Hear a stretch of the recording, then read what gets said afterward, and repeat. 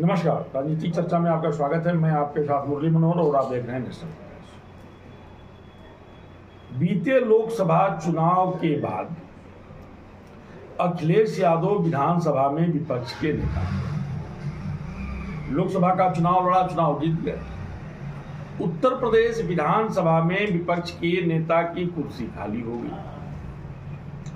तमाम अटकलें लगाई जा रही थी कि उत्तर प्रदेश में इस बार किसको विपक्ष का नेता बनाया जाए। कई बड़े नाम भी आए, कई बड़े चेहरे भी आए और लोगों ने कयास लगाया कि इस बार निश्चित तौर पे जो अखिलेश यादव ने लोकसभा के चुनाव में पीडीए का नारा दिया है, उसी में से किसी को विपक्ष का नेता बनाएंगे। लेकिन उत्तर प्रदेश सरकार के पूर्व विधानसभा अध्यक्ष माता प्रसाद पांडे को बना करके उस चर्चा पर पूर्ण विराम लगा दिया। बड़ी अच्छी बात है कि माता प्रसाद पांडे को उन्होंने विपक्ष का नेता बना दिया। नेताओं की नियुक्ति के बाद कितना फायदा और कितना नुकसान चुनाव में मिलेगा, ये तो आने वाला समय ही बताएगा, उसे पहले तो नहीं बताया जा सकता। लेकिन माता प्रसाद पांडे को निश्चित तौर पे विपक्ष का नेता बना करके अखिलेश यादव ने 2027 में होने वाले विधानसभा चुनाव की स्थितियों को नापने का काम किया है। एक बड़ी रणनीति के तहत अखिलेश यादव ने माता प्रसाद पांडे को विपक्ष का नेता बनाया है। लेकिन विपक्ष में पीडीए का जो नारा दिया गया था, पिछड़ा, दलित और मुसलमान का, ये तीनों इस बार वंचित रहे। करनी और करनी में बड़ा अंतर होता है। हम पीडीए का नारा दे सकते हैं, हम पीडीए की बात कर सकते हैं, लेकिन जब पीडीए को उनका अधिकार दिलाने की बात आती है, अगर हम पिछड़ी की बात करें तो इस बार के लोकसभा के चुनाव में अखिलेश यादव ने सिर्फ अपने परिवार में 5 लोगों को टिकट देकर के सांसद भी बना लिया था। लेकिन जब पीडीए को उनके अधिकार दिलाने की बात आती है तो उसको धरातल पर उतारा नहीं जाता है। पीडीए का मतलब था पिछड़ा, दलित और मुसलमान। लेकिन ऐसा विपक्ष के नेता के चुनाव में नहीं देखा गया। इसे एकदम से विधानसभा के चुनाव से जोड़ दिया गया। जो भारतीय जनता पार्टी के ब्राह्मण हैं, उनको विधानसभा के चुनाव में खींच करके समाजवादी पार्टी में ले आने का काम किया जाएगा।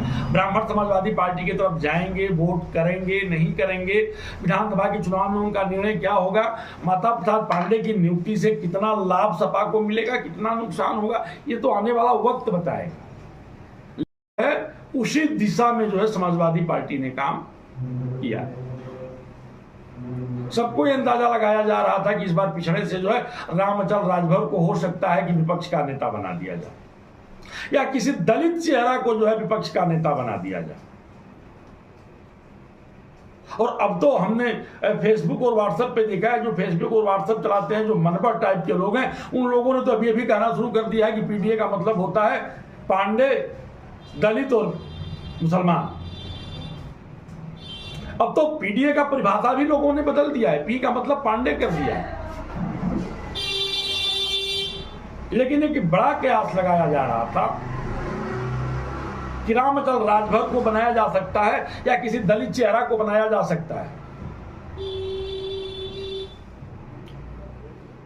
अब तो लोगों ने यह भी कहना शुरू कर दिया है कि मानसून ऑफर में चाचा शिवपाल भी फिसल करके गिर गए। तमाम लोगों को यह भी उम्मीद थी कि शिवपाल सिंह यादव भी विपक्ष के नेता बनाए जा सकते हैं, लेकिन शिवपाल सिंह यादव को भी विपक्ष का नेता नहीं बनाया गया।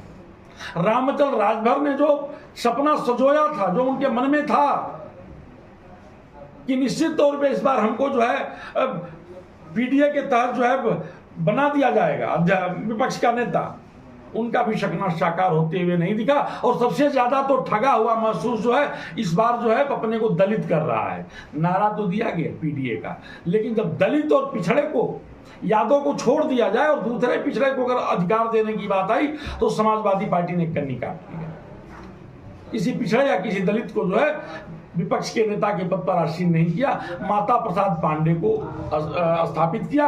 अब माता प्रसाद पांडे आने वाले 2027 के विधानसभा के चुनाव में अखिलेश यादव को कितना लाभ दिला पाते हैं, ये तो आने वाला समय मिलेगा। या माता प्रसाद पांडे की विपक्ष के नेता बनने के बाद ब्राह्मण भारतीय जनता पार्टी को छोड़ करके क्या समाजवादी पार्टी में जाएंगे, या आने वाले विधानसभा के चुनाव में अखिलेश यादव को, माता प्रसाद पांडे को विपक्ष का नेता बनाने के बाद भारी नुकसान सहना पड़ेगा, ये तो 2027 में ही पता चलेगा।